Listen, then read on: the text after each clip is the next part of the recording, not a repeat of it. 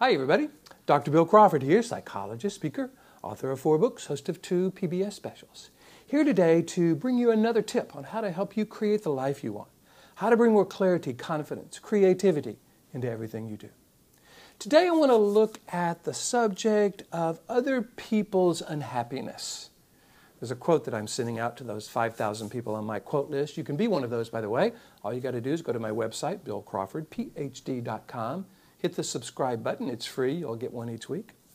The quote says, "The truth is people simply have the right to be as unhappy and as miserable as they want to be." Now, on some level, I think that's self-evident, but have you noticed, if you're one of these folks who really believe that happiness or joy, or peace of mind is something really important in your life, maybe the most important thing, and you're kind of going around being that way, have you noticed that sometimes people do not see that as good information? They don't really compliment you on that. They seem to take your perspective as criticism. Like, okay, well, if you're so happy, you must think I'm doing something wrong, or I have no right to be this way. And especially, I think this is the case, is when those of us who kind of do believe that happiness, joy, peace of mind is worth kind of pursuing and making really important in our lives, when we try to help other people see the value of this perspective. Often they don't say, "Thank you for sharing. What a wonderful idea, happiness and joy. I've never thought of that." They often, again, take it as criticism or see us as just someone who's basically out of touch. You're one of those kind of Pollyanna folks who really doesn't really know what's going on, just likes to pretend that everything is great and blah, blah, blah, blah, blah, blah, blah. So I have adopted a philosophy that helps me deal with that, because in the past, when I would see someone that wasn't happy, I would really try to be helpful. I would say, well, gosh, have you thought about looking at the situation this way? And again, because they haven't asked me for their opinion or my opinion, or they haven't asked me for my help, they have a tendency to take that as criticism and start defending the very perspective that I'm really encouraging them to change. So what I decided to do is get really clear that, people do have the right to feel and think pretty much any way they want to feel and think. So one of the things, philosophy I've adopted is I never give advice unless I'm asked. That's really helpful. Someone says, "Hey, I believe that anger really is helpful because it really gets people's attention and they pay more attention to me. And I believe that worry is great because it keeps me from, letting things slip through the cracks if I'm always worried about them." I say, terrific, because they're not really asking me for my opinion at that point. They are defending their worldview, stating it.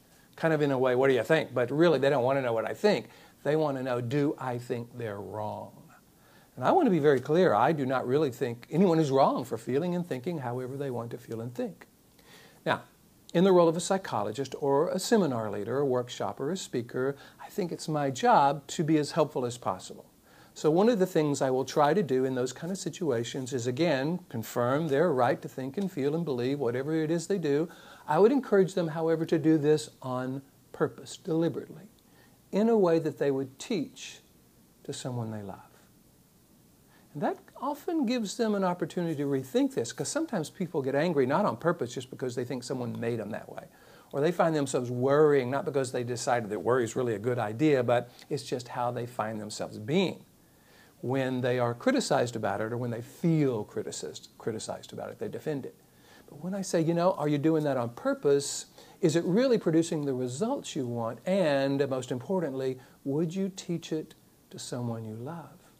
I think that's when people get really clear, because they start evaluating their experience not in terms of their right to feel it, but from another part of the brain, that part of the brain that really wants the best for those we love, and that purposeful part of the brain.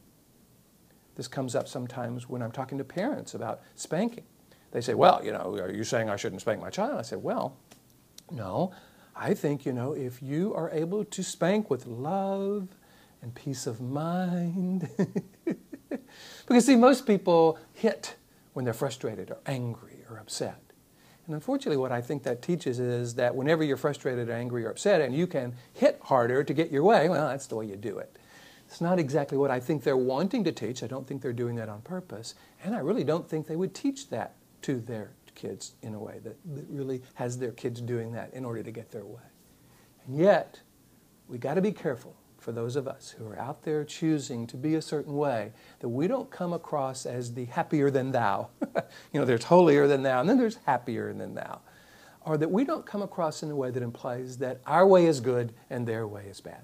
The truth is, people do have the right to be just as miserable and unhappy and worried and angry as they want to be. Now, if you're in a relationship with this person and that affects your experience of life, that's another video. We need to go into that in a little more deeper. But if this is a coworker or even a family member that you really don't see that often, or just someone in your life that has really decided that they want to be this way, why don't we just let them be that way and focus our attention on who we want to be and what we would teach to those we love. I hope you're finding these videos meaningful and valuable. I'm having a wonderful time bringing them to you. If you do, please hit the like button. Tell your friends, share this if you would. The more people talk about it, the more we kind of are able to be influential in the world. And this might be good information for some of the folks that are in your life.